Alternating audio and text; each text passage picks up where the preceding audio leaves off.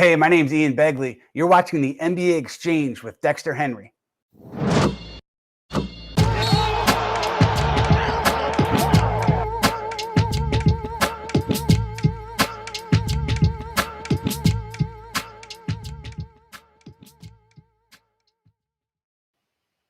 What's good, everybody? Happy Friday. Welcome back to the NBA Exchange. I am your host, Dexter Henry. Look, I say this all the time. Basketball never stops. So much to get into on the show. COVID is hitting the NBA like crazy. Just before we hopped on here, more COVID cases announced, more players and health and safety protocols. This, as I said the other day, is affecting teams in a major way. This cannot be ignored, and it's something that we definitely are going to be talking about. Who knows for the foreseeable future? Who knows if the league will have to stop games, postpone games? That is all unsure. But I'll tell you what, they want these Christmas Day games to go on. That's for sure. They are definitely trying to make sure that this happens, and there's no way. So the league will be increasing testing starting right before Christmas and throughout New Year's Eve. Obviously, with the holidays, more people will be around family. This Omicron variant is spreading rapidly. And so it's very interesting, the numbers that are going on and seeing what players are getting the booster and what are not, and what extra protocols will be put in place around the NBA. It's not just the NBA, it's other sports leagues as well. But we got a good show today. I'm going to be talking to my guy, Bryan Fonseca. He, if you watch the Ain't Hard to Tell podcast, which he's my co-host of, you'll know this guy, he likes to act like he's not a Heat fan, but we think that he is a Heat fan. It's a little inside joke. But he's got a great new show that he's a part of. He's been also doing some really great work, fantastic work with Fan Duel. That has been amazing. We're going to talk a little bit about that. And also an article he wrote about NBA expansion that might be in a place where you did not think it was going to be. So I find all that interesting. But my guy, co-host of the Ain't Hard to Tell podcast, Bryan Fonseca, is with me now. Bryan, what's up, man? It's like we're doing a Ain't Hard to Tell podcast here. Yes, sir. I'm always happy to be on the NBA Exchange. I don't know if this is like my third time or something along those lines, but yeah, I gotta say this, even though things seem a little bit morbid in New York, and tests are hard to get at this point because the lines are very long, but the good weather is it's a positive today. I might go out for a walk. I'm just gonna be masked up the entire time. Yeah, it's been nice because it's been like 60 degrees the past 2 days. And it's funny, this morning I just saw some people, the last couple of mornings, I think I said that in the group chat yesterday, a lot of people lining up for tests. I got tested Monday early in the week, kind of before things really got crazy. But, get your tests, wear your mask, get your booster, all that stuff is good. But we're going to talk a lot of stuff today. First thing we should start off with you is, beside people who don't know, Bryan, as I said, is a co-host of the Ain't Hard to Tell podcast with yours truly, but he also has a new show where he connected with another friend of ours, and they have a love of the Heat that they're going to be talking about together, our man Timmy Bain. Tell everybody about your new show, B. What's going on with that? It's called the Bahamarican Boys, and it's on the 5 Reasons Sports Network. Now, to explain it a little bit, because it may be sort of hard to understand, and I think people, it's going to take some time to grasp, but here's sort of how this came together, right? Timmy's from the Bahamas, is a Miami Heat fan, a big Miami Heat fan, et cetera, et cetera. I, someone who did not grow up a Miami Heat fan, they got Jimmy Butler. I like Bam a lot. They just keep getting players I like, get Kyle Lowry, get all these guys. So over the past couple of years, they've become the team that I follow the closest and have enjoyed watching the most. And I could talk about them pretty much at any point because I watch them so damn often. Now I'm a little bit in that community as well. So we collaborated, came up with the concept or whatever, where we're talking about the Heat, but also just general NBA stuff. And then we're also talking a lot about non-sports stuff, culture, as we call it. We talk a lot about Narcos Mexico, for example. So different shows, entertainments. And we just actually had this week the first ever Bahamarican Awards, which included different categories in terms of that range for a whole lot of different things. Like the most Miami thing that could have been a New York thing. Spoiler alert, it involved cocaine.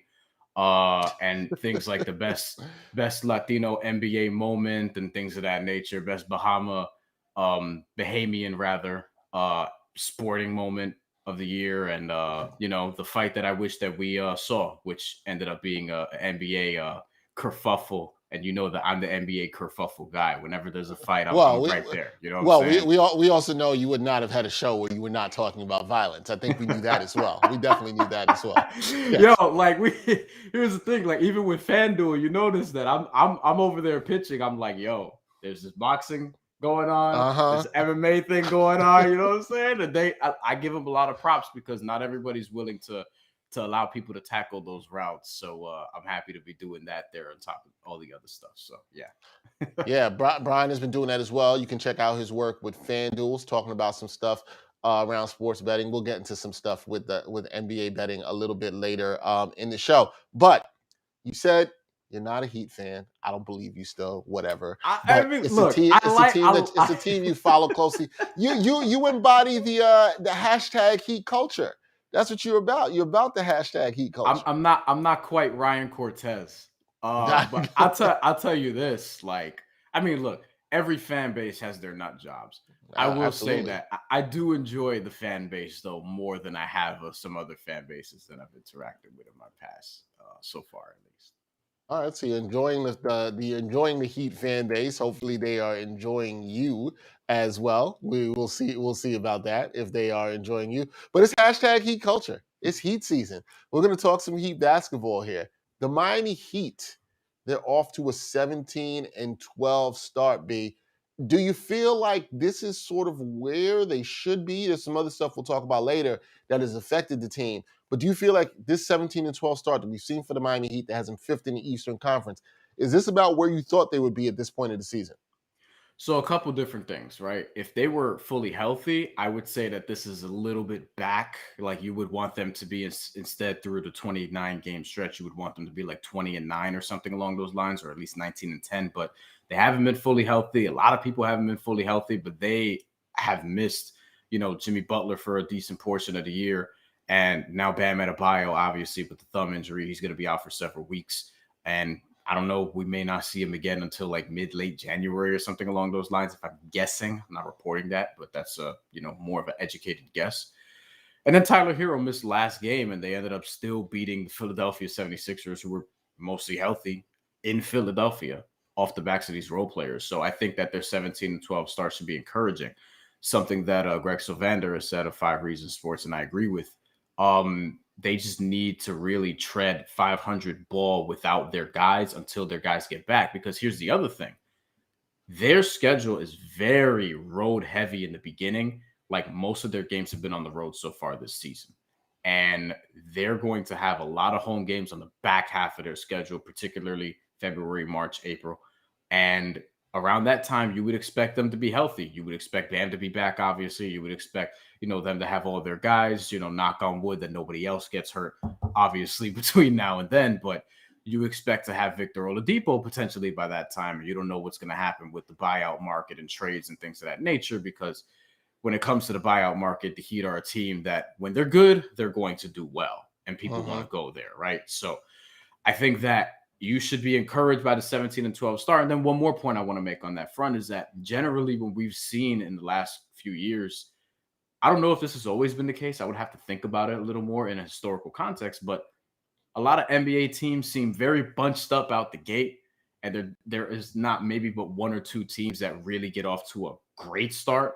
And everyone else is kind of there floating around. And then later on, we see a little bit more of a balance in terms of like there being more teams up here and whatever the case may be. And then you have some more 50-win teams, because right now there aren't a ton of teams that are on pace to win 50 games. But when you look up at the end of the year, yeah, that's around where you expect the Heat to be. But you really expect them to be more of a dangerous playoff team and stay in that 4 or 5 range. Maybe 2 or 3, but it also depends on health and how everything shakes out. Yeah, definitely depends on that and how that all shakes out, especially with COVID going around the way we're seeing that it's affecting the league. Now, Tyler Herro, I want to talk about him. Struggled last year, had a great year his rookie season, played well in the bubble, but he sort of bounced back. How important has he been, especially in some of these games, like you saw the victory the other night against the 76ers, where he stepped up in a way with some other guys out that's actually been impressive? Yeah, he's been struggling lately, but he came out the gate really strong. in December, he's sort of, there's been a little bit more on the turnover side where he's been a little sloppier and things of that nature. But still, all in all, like you're looking at his numbers and he's been largely very good this year. And he's out at this point now. We're gonna see if he comes back tonight at the time we're recording this. But he's somebody who's really, I think, got like a lot of criticism last year, and I think it was overdone in a lot of different ways because he came off the hot finals. And then people like our man Gerard, for example, would be like, oh, and they think he's going to be Devin Booker, ha, ha, ha. And I don't think that looks so stupid now all of a sudden because he's actually on a very good trajectory to be somebody who's going to be in an all-star conversation in a not-so-distant future. Probably not this year, perhaps, but, we'll see moving forward. And he's somebody who's still primarily coming off the bench. I don't think Devin Booker needs to be the comparison point. I think if you're the Heat, you probably want him to be a little bit more of a Manu Ginobili type.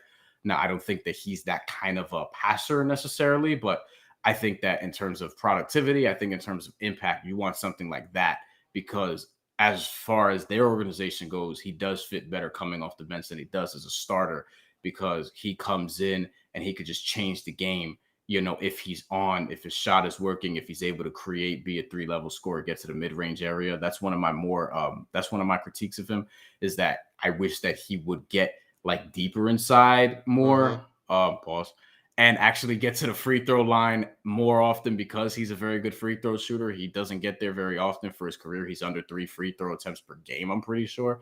And he's somebody that I think if he can get there, he has the game to do it, get there 5-6 times a game, perhaps. It doesn't have to be like Jimmy Butler, who has a parade to the free throw line. But, Tyler Herro is somebody who, like, if he did that, I think that would add another level. But another thing we have to remember is that he's, 21, 22 years old. He's mad young. Still a young player. Yeah, he's playing for an extension this summer. His contract, he's still under contract for next year. But like he can get extended as soon as this summer. And I don't think he should get a max, but I do think he's going to get a healthy extension if he, keeps up the way he's been playing, but more so returns to where he was in the first month of the season, something closer to that. Because if he does and he keeps coming off the bench and doing so, he's going to run away with 6th man of the year. Yeah, he's the front runner probably for that right now. Speaking of going back to the way that they were, Duncan Robinson, he has not been the same. He has not shot the ball that well this season. I know his numbers have been ticking upwards a little bit in December with the shooting. Are you concerned about that? Should Heat fans be concerned about Duncan Robinson and the way he shot so poorly? And the Heat need him, right? They need him to shoot better this season if they're going to try to reach some of the goals that they want to reach. Yeah, and the reason he starts over Tyler Herro is the gravity, right? Like, you still have to account for him even when he's cold because all it takes for a great shooter like that is for one jumper to go in, and then you never know. They could just get hot right away.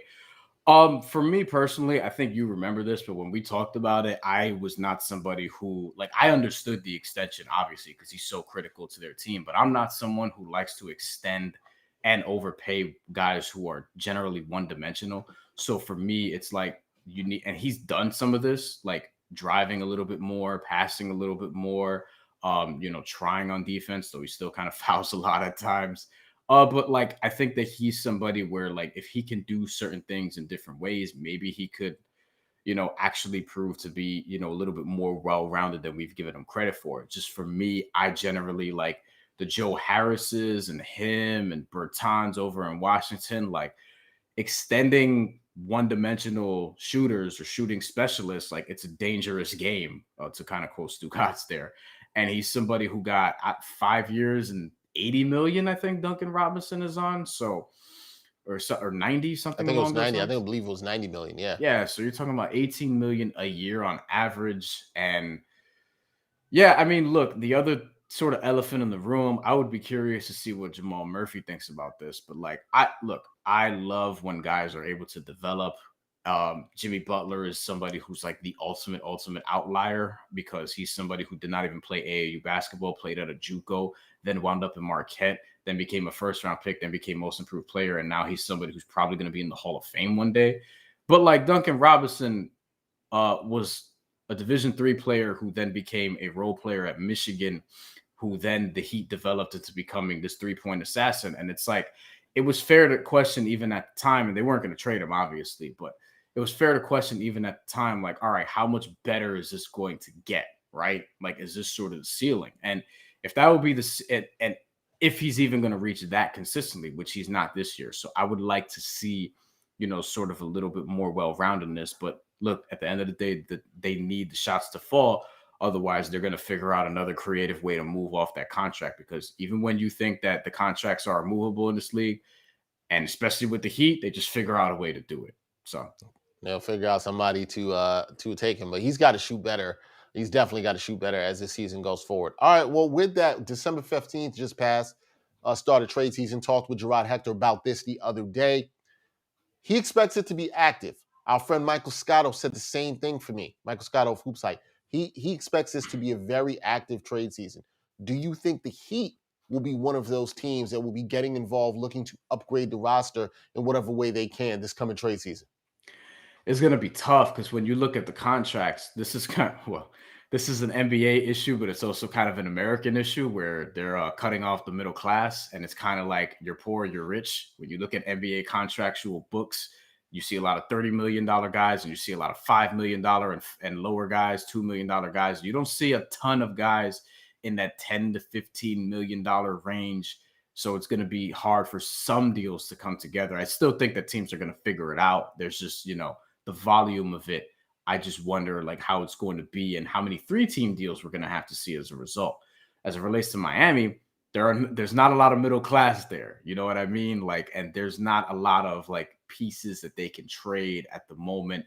If they do something prior to the trade deadline, I feel like it's going to be small, but I feel like they're going to do probably some more damage in the buyout market if so. But then there's also like the whole thing looming over this, and they have a roster spot open right now, and they're not using a hardship exception despite their injuries. And a big part of that, really the leading reason for that, is their owner, Mickey Arison, Carnival Cruise Line man. You know what I mean? He's taking a hit during this pandemic, and we're not out of this pandemic. And we've been here for almost 2 years. And he's somebody who is really, I ain't going to cry over no billionaire money, but he's someone who's obviously going to, like, part of being a billionaire is being cheap. And he's somebody who's going to sort of figure out a way to navigate this. And, it puts the Heat in an interesting position, because you have, like, your window is now to really go for it, right? Jimmy Butler is somebody who, like, he's going to be missing 15 games a year, as all-stars seem to nowadays at this point, because everybody's banged up. But he's going to be somebody who's missing time every season. And Bam Adebayo is reaching his sort of peak soon. He's still developing, and Tyler here, like, you have all these different moving parts, but you have PJ Tucker on your roster and Markieff Morris and a lot of veterans is the point. So your window is now, and then it's like, are you going to spend the money to do so? So we'll see what happens. I mean, I expect them to do something on the buyout market. I feel like a move is coming, and I'm sure that they're going to make a move that I didn't even anticipate. Like, even last year when Myers Leonard, said the thing, they ended up figuring out a way to get Trevor Ariza out of it. So that's true. Like, that is true. They just figure out ways to get things done. Where do you think they need to upgrade, though? If there's one area the Heat need to get better at, or position they need to upgrade, where do you think they need to upgrade? Phew, man. See, this is interesting, because like you would say guard if you're just looking at the roster, but now Gabe Vincent has been playing well. Victor Oladipo is going to come back at some point this season. And now I'm looking at it, and it's like, with Markieff Morris out, it sort of magnifies, especially when they match up against Cleveland and Bam's not there. And that team, goddamn, they start Lauri Markkanen, Jared Allen, and Evan Mobley. And the Heat have Dwayne Dedmon and PJ Tucker, and like, you just need more size. And I feel like, watching that team, you need like a stretch 4 who could also rebound, or like a stretch 5 who could also rebound, something along those lines. Like, they had one in Kelly Olynyk. They had a Myers Leonard also, who I think was a lesser version of that. So maybe somebody like that, but probably one who's a little better defensively, which is hard to say and hard to find. But I think that, could you find, somebody who could help out in that regard? Right now at center, they have Dwayne Dedmon. KZ Okpala is rotating up and playing some center. And then this Omer Yurtseven, who, I was very high on coming out of Georgetown. And I was surprised that he went undrafted, but I was surprised that he didn't play the league at all last year. He's somebody who, the other day, he had 4 assists as a center in 12 minutes. 5 points, 4 rebounds, 3 assists. 5 points, 4 assists, 3 rebounds. That was his line. And I think that he's somebody who could develop into a decent rotational piece. But yeah, I think they need some versatility and some size. And I think Markieff Morris will help whenever he returns because he still hasn't played since the Nikola Jokic hit. But they probably need somebody like that. I don't know where they find it though. We'll keep an eye on that and how active they are this trade season. But I think the big question around the Heat, when you look at the East, the class of the East is supposed to be Brooklyn, Milwaukee. Those are the two teams at the top right now. The Heat, as we said earlier, 17 and 12, they're sitting in 5th place. Are the Heat true contenders to win the East? Could they knock off a team like Brooklyn? We've seen them have Miami's number before last year. We've definitely seen that. Are they true contenders, though, to win the East and return back to the NBA Finals? I think they're contenders. I think there's also tiers of contenders, which is weird. I think Brooklyn's clearly on a tier above them right now. But I think that the Heat should feel like they could beat anybody in a playoff series because they're designed that way. It's just a matter of being healthy, peaking at the right time. And, if they're going to make a move or two, making the correct move or two. But I feel like the formula is there for them. They just have to be able, just like everyone else, to just get by healthy in the season. But whatever your sort of pool of contenders is, if you're not dividing it up into tiers, even if you just have teams that you can legitimately see win the championship. By the way, I think this year is going to be open the way it was last year and perhaps the way it was the year prior, which the Heat did take advantage of. And last year you saw the Bucks and Suns take advantage of it. I think the Heat could be that team again. And I think the Eastern Conference as a result, the Bulls are going through a lot of COVID stuff right now. But they're a team where I don't think they're necessarily contenders, but they're a team that could potentially knock out the Heat, right? In theory, right? There's a lot of sort of moving parts here where I just want to sort of see where we're at 2 months from now, after the trade deadline, and then, be able to be all right, now I can really differentiate the two. But I would say the Heat are absolutely legitimately a team that could compete for a finals this year. I just think that in terms of classic contenders, they're probably a tier below right now where the Nets, where the Warriors, where the Bucks, are at this point. And I guess the Suns would probably be in that first tier too. All right. We'll see about that with the Miami Heat. Now, you recently wrote an article for Latino Rebels that I found really interesting about, the expansion to different places, and particularly NBA expansion potentially to Mexico. What did you find out about that? And that's interesting because we've seen the NBA and other leagues in this continent, North America we're talking about. Yes, we've seen expansion in Canada, but never in Mexico. Is the NBA expanding to Mexico, in particular Mexico City? How likely is that? Is that possible? Is the NBA really serious about making a move down there across the border? Yeah, so through my reporting, right now there is not a plan to necessarily put an NBA team there, but the toe is in the water. We have Duke's Gaming now, who for the first time ever, the NBA 2K League has a team in Mexico, and Duke's Gaming that's going to start play this year. Then you also have in the G League, the Capitanes, which is a team from Mexico City, from the Mexican League that they're just putting in the G League and transferring them, which I think is really dope. Alfonso McKinney was somebody who was playing for the Capitanes down there. They're playing their games in Fort Worth now due to COVID restrictions, but they're going to be playing in Mexico after the season, assuming that, we're in a better place regarding this disease. Alfonso McKinney is somebody who played on that team, and now, he signed a 10-day contract with the Chicago Bulls. So people are being looked at. I was actually looking at their roster last night, and I saw that a kid named Justin Reyes was there, who's American and Puerto Rican. And he played at St. Thomas Aquinas, a Division II school here in New York, and was putting up numbers. And he's somebody who was drafted in the G League a few years ago. They have some guys from Mexico, et cetera, et cetera. There's legit players down there who were, playing against Raptors 905 and beating other G League teams. And I think that it's great. That's sort of where we're at right now. And for me, it was going in, I've often wondered, and, I'm always thinking about Latinos, where are we sort of fitting in all this thing and in all these things, because we sort of get left out of a lot of conversations in different ways, or we have to incorporate and assimilate in some way to be part of those conversations. And the NBA and all these other professional sports leagues, there's been long relationships with Canada. And I'm Mexico's right down there too. What's the big deal? You know what I mean? Y'all have teams in Texas, just go a little bit further south. You know what I'm saying? And Mexico's right there.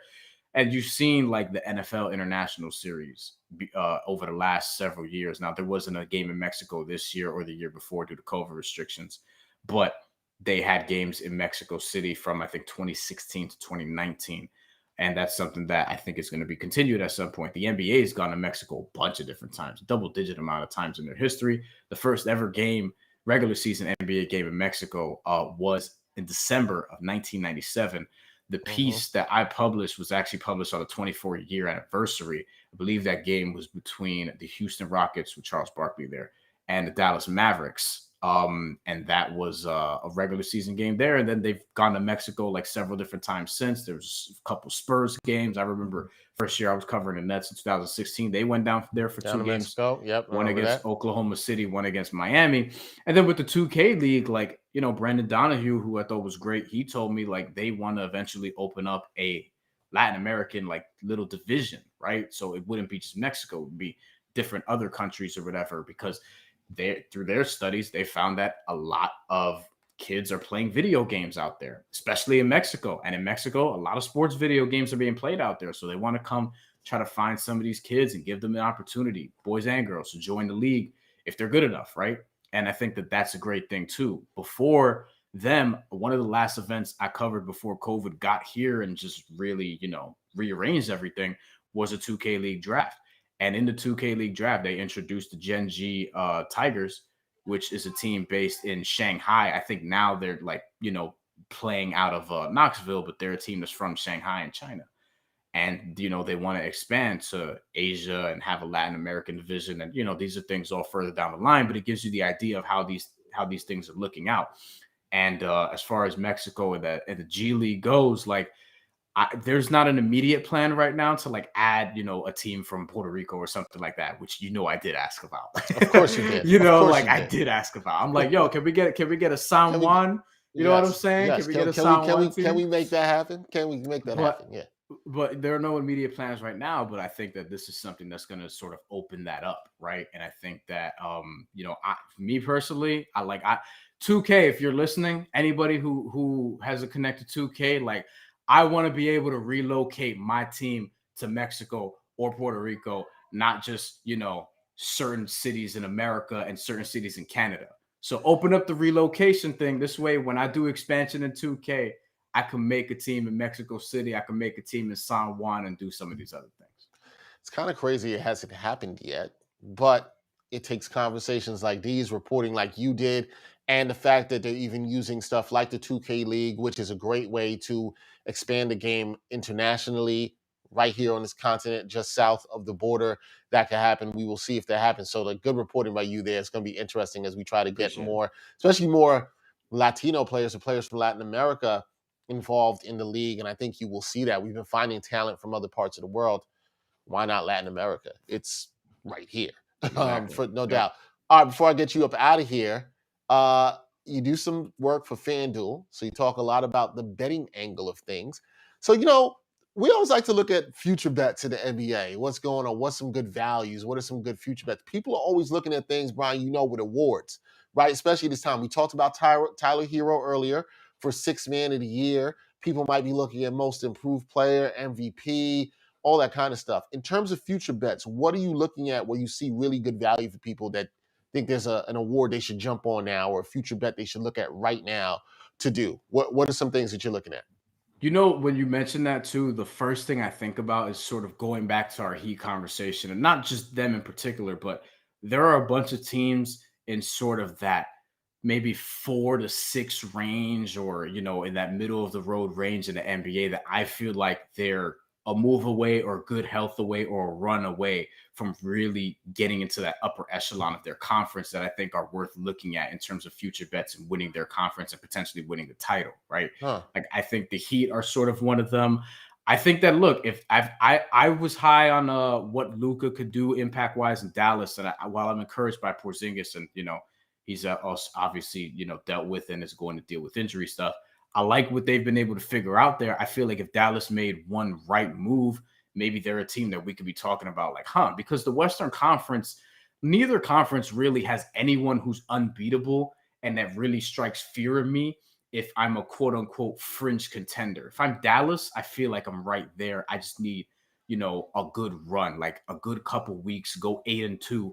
And then we look at where we're at and it's like, oh snap, we all of a sudden are right, above this team and right with this team, et cetera, et cetera. And then there are other teams like the Clippers who, if Kawhi comes back, who knows? That could be the deciding factor for them, right? If they're healthy by that time. Denver, I just wrote something that's going to go on basketballnews.com about Will Barton and whether or not they should trade him. And I don't think they should. I really, really like Will Barton. But like they could do some things, or they could make a move. And it's like, if Jamal Murray and or Michael Porter Jr. come back, could they get on a late run? Like, so I'm looking at some of those middle of the road teams who could sort of, who are like a run away from establishing themselves as a contender. And I would look at them for some of these bets, because you're going to find them at like plus 1,500 and plus 2,000 and things of that nature. So that's what I would look at, specifically on Fan Duel, by the way. There you go. That nice plug for Fan Duel, where you can get some of the better odds out there for sure. So that's something to look at. Yeah, look at those middle of the road teams. And you're right, Brian. That's why trade season is going to be so interesting, to see if a team makes a move. And as you said, the right move. That's what you need to do. You want to make the right move that fits into the team's chemistry, and can that catapult you up the standings. That is Bryan Fonseca. You can catch his work. He just also mentioned another place. If you couldn't keep up with what he was doing, basketballnews.com. Catch him there. You catch him with me every week. Ain't Hard to Tell podcast. We have our last episode of 2021 coming up. We are going to be doing part 2 of our hip hop awards, in which we rank our top 10 albums of the year. Brian can't wait. Look, he's smiling because he can't wait about that. I love ranking shit. I love ranking shit. Yes, you do. Yes, you do. Also, check out his work, The Story we talked about, with the NBA potentially expanding to Mexico. Latino Rebels, Futuro Media. Check them out. Great site for everybody, but also talking about a lot that goes on with Hispanic culture, Latino culture. Please check that out as well. And then we mentioned Fan Duel. That's where he'll give you some, good betting advice and tell you to bet on the Heat to win every game. You can guarantee that he will do that, and also be plugged in to a whole bunch of MMA stuff. Yo, Brian, man, thank you for joining me again on the NBA Exchange. Appreciate you, man. Always, yep. Bro. Yeah, man. We will see you very soon. Very soon. That, again, as I said, is Bryan Fonseca. We are going to take a quick break. When we come back, I'm going to give you my NBA picks for tonight. See if I'm as good as Brian is picking some of these games. Hopefully, I will be. I think I usually am. We like to try to, help you guys win some money here. We don't want you to be in a bad spot. We'll talk about all that when we come back on the NBA Exchange. Are you looking for a better way to play player props or daily fantasy sports? Well, look no further than Prize Picks. Prize Picks is the leading over-under daily fantasy game. Why? Because it's so easy to use and win. You can make your picks in under 30 seconds and win up to 10 times your money in one day. Right now, we have a special offer for our viewers and listeners of the NBA Exchange. All you got to do is sign up now and use the promo code NBAEX. Prize Picks will match your first deposit up to $100. Yep, that's right. They'll match your first deposit up to $100. So, join the over 150,000 others who found a better way to play, and download the Prize Picks app today.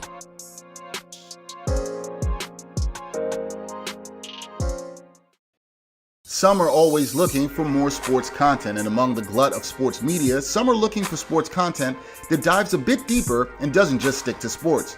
So check out Backpack Broadcasting's original long-form sports journalism series, Sideline Stories. The award-winning original series takes viewers directly into underrepresented communities within the world of sports. It's a series that goes beyond traditional sports reporting, like box scores and statistics, presenting exclusive stories that you won't find anywhere else. With a diverse group of correspondents, the series provides interviews and interesting stories around the world of sports, because there is so much beyond the game, and so much that occurs off the field or court that impacts each of us and the world we live in. Giving a voice to athletes, coaches, fans, and everyone involved in athletics, Sideline Stories looks to push sports storytelling further than ever before. It's a winner of the 2020 Independent Shorts Awards, and all episodes of Sideline Stories are available for viewing today on Backpack Broadcasting's YouTube channel and Facebook page.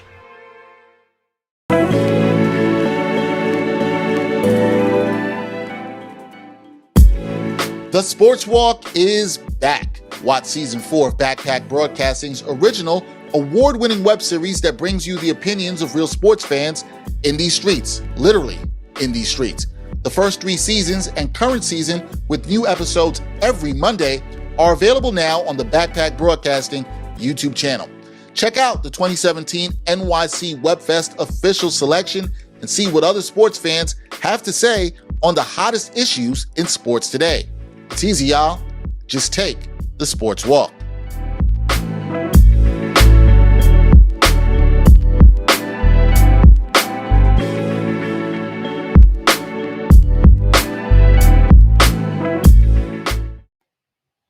All right, welcome back, everybody, to the NBA Exchange. Dexter Henry here with you. Also, thanks again to Bryan Fonseca for joining us in the earlier portion of this show. But it is Friday. That means it is NBA picks time. As usual, on a Friday, got 3 games for you. Did all right the other night with Gerard. We did pretty good with you guys for these picks. But I got 3 games. And you know me, always looking for a theme around these picks, these games. And for me, tonight, it is 4 teams that are streaking to continue their streak. Or in one case of a team, they're on a spurt, and they're going to try to start a streak. Spurt is, you got 2 games in a row that you've won. Takes 3 to be a streak. 2's not a streak. 3 is a streak. That's how I like to look at it. So the first team that is on a spurt is playing up in Beantown, and that is the Golden State Warriors. They are 3.5-point favorites versus the Boston Celtics. Celtics coming off a big win the other night at home. They are now, after they returned from a 1-4 West Coast trip. The Warriors, we know what all the talk was about them early in the week, right? Steph Curry breaking the record. There was a lot around that. I thought before Steph Curry's game in Madison Square Garden where he broke the record, we saw a game with him in Indiana the night before. It seemed like he was pressing a little bit. I think now that it is over and done, I think Steph Curry, who plays pretty freely, is going to feel even more free. I could see a big game for Steph Curry here. I think the Warriors are looking to get back to streaking. They've won 2 in a row. That's a spurt. They are trying to make it 3 in a row against the Boston Celtics. I think they do. And I think you see a big game from Curry. Wouldn't shock me if you see him hit 7, maybe 8 threes in this contest, playing loose and free. Boston has had some struggles defensively. They've had some players in and out the lineup. Just before this game, and I don't know if this line is moved, I've got to check on that. Just before this game, so Grant Williams was going to be in health and safety protocols along with another player just before the show that we did, not this game. So that may affect the line here. But if you got it in early at -3.5, I think this is a good number for you with the Celtics. Against the Celtics by the Warriors. I like the Warriors to win this pretty comfortably. Although, like I said, Boston coming off that encouraging win. I really like them to win pretty comfortably. And so, I always look for value here. On BetMGM, Warriors 6 to 10-point victory gets you plus 360. That's better than what you'll get for them on the money line or just to cover the spread. I think they can do that and win within that range. I think they will win pretty comfortably, although I think Boston will give a good fight at home. But I see the Celtics falling here and the Warriors pulling away late. Give me the Warriors to win between 6 and 10 points on the road, plus 360 at BetMGM. Take that. Pretty good value there, something I think can absolutely happen. All right, game number 2, and this is kind of about teams going in different directions. It's the Memphis Grizzlies versus the Portland Trailblazers, and this is basically a pick'em with the Portland Trailblazers favored by 1.5 points. I do not like anything I see out of the Blazers right now. My man Gerard Hector is calling them a dumpster fire, and I think that he's right here. I really don't like them at all whatsoever. They are playing the Kings, not the Trailblazers. Sorry, I had that wrong. They are playing the Kings tonight, and the Grizzlies are actually 4.5-point favorites on the road. That was a game that we talked about the other day. I did not remove it from our graphics, but here we go. We got the Grizzlies versus the Kings. Again, Kings in this situation, here's why I like the Grizzlies. The Grizzlies have won 4 in a row. So they've been streaking, and I talked about this the other day when I liked them against the Blazers, which they won that game and they covered. They've played very well without Ja Morant, but what's been most impressive is how good they've been defensively, and then other young guards stepping up. Tyus Jones, DeAnthony Melton has been good. I talked about Triple J the other day and how impressive that he has been. Now, on the other hand, the Kings, they've been going through a little bit of rough thing with COVID. Alvin Gentry is in COVID protocols. He tested positive for COVID-19, right? They had a nice win the other day over the Wizards, came from behind, won 119 to 105. Harrison Barnes was fantastic with 15 of his 19 in the fourth quarter. Doug Christie, who was the assistant head coach who stepped in, got the game ball, called it a really big win for the team, loved how they rallied, et cetera, et cetera. But there's a lot going on. Marvin Bagley, also in COVID protocols. Terrence Davis also entered the league's health and safety protocols. And the team couldn't practice yesterday.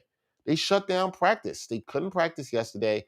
I think that leaves the team a little bit disjointed, to say the least, and concern in players' mind about what's going on. Meanwhile, Memphis has been playing really united. As I mentioned before, without Ja Morant, they've had some really good wins during their current 4-game winning streak. They beat the Lakers. They beat the Sixers at home during that winning streak, and then they handled the Blazers the other night, 113 to 103. And as we said, the Blazers are a dumpster fire. Now, the line here, 4.5. I can see the Grizzlies winning by 5 points, guys. I can absolutely see that. But look to see if I can find some extra value on this again. And I did. Grizzlies, like the Warriors, winning by 6 to 10 points, plus 333. I like them to do that. I don't think the Kings play strongly again at home. I think they will put up a fight. They've been inspired under Doug Christie, but I can see the Grizzlies. I like them in that range, 6 to 10 points on the road, plus 333. Bang it. Give me the Grizzlies. If you're going to take the 5 with the line, we'll try to get some extra value. And that's why I like that 6 to 10 and where the Grizzlies can win. I like how they've been playing. DeAnthony Melton talked about the fact they're going to get big number 12 back soon. Morant possibly could return to the Grizzlies next week. I think that's something to definitely keep an eye on. And we'll see if the defensive intensity that we saw with this team will continue. But I like the Grizzlies tonight to win by at least 5 or more. So why not take that 6 to 10 plus 333 odds on BetMGM like that there. Now, my last game of the night, the Spurs. They haven't been playing that well. They've lost 4 out of the last 6, although they have won 6 out of the last 10. The Jazz, they're the hottest team in the league. 8 games in a row, they have won. Their offensive rating has been incredibly impressive during this streak. Offensive rating of 117 points per 100 possessions, okay? And they've scored 115.6 points per game. You know who's really been balling during the streak? Donovan Mitchell. He's averaging 29 points, 5.3 assists. This is the season best winning streak from the Jazz. So I like how they played. The other night, Gerard took them in a blowout. The line here heavily favors them, 11.5 against the Spurs. So this is telling you they think the Spurs could get blown out here. You know what? Jazz at home, bringing in the Spurs. I don't think the Spurs have any answer for Mitchell defensively. I don't think they have any answer for Gobert and what he can do in the pick and roll outside. The role players of the Jazz have been playing extremely well. You know what, man? I see this as a blowout. Take the Jazz to win by 12 or more. I see this as a blowout. I can see this out very early. I can see the starters resting in the fourth quarter and the Jazz well in control. I like the Jazz here. I think they've been playing some good basketball lately. You know how I feel about them. It all comes down to what they do in the playoffs, but we're betting on what they can do tonight in the regular season. Tonight, I definitely think they can blow out the Spurs. So give me the Jazz, home favorites to win. Not great odds, but I think this is a good bet for you to earn a little bit of money, throwing some dollars down on the Jazz. So to go over my picks, I got the Warriors. I'm taking the game prop, 6 to 10 points for them to win by margin of victory up in Beantown on the road against the Celtics. Give me the Warriors, 6 to 10 points, getting plus 360 there. I like the Grizzlies to also win by 6 to 10 points. They're getting plus 333 for that game prop on the road in Sacto against the Kings. And then I'll take the Jazz to win, covering the spread at minus 11.5. I know that's a big number, but they've been playing well, and I don't think San Antonio has any answer for them. So give me that. Give me those teams to win tonight. That is a lock. Look, if you're picking some over-unders, you're looking at some stuff. You saw the promo before. Prize Picks is who we are partnering with. We are offering a great deal if you sign up with Prize Picks. Use the code NBAEX, and Prize Picks will match your deposit up to $100. I'll match that 100% up to $100 for your first deposit with them. So go and check that out. That is a wrap for this week. Unbelievably, next week is Christmas. We are just 8 days away from Christmas. We should have a special Christmas Day preview for you next Wednesday or Friday. We are deciding what we're going to do exactly with that. It's probably going to be on Wednesday. That will be one of our last shows before the new year. So we have some stuff going on with that. We also should have a rookie report. We haven't done a December rookie report. We'll have that coming up as well on Monday. That should be interesting as well. So we encourage you guys to check that. Again, you like all the content that you see on Backpack Broadcasting, like this show, you like listening to the podcast, please support Backpack Broadcasting. You can support us via the Patreon link that is in the show notes, or if you're watching, you can see it right here on the screen. And as usual, we always want to thank our patrons for supporting us and allowing us to do what we're able to do and create the great content that we plan to create through the end of 2021 and well into the new year, that is 2022. Once again, thanks to my guest, also co-host on A Hard to Tell podcast, my man Bryan Fonseca. Please check out all his work, and you can egg him on about how he's a Heat fan. We know that he is for sure. That's a wrap at the end of the week. Keep your eye on everything going on in NBA, especially how COVID is affecting the league. I'm sure we'll talk so much more about that next week, and there'll be so much to talk about in terms of basketball coming up on the NBA Exchange. Until then, everybody, please stay safe, please stay healthy, and as usual, enjoy the basketball. Peace, y'all.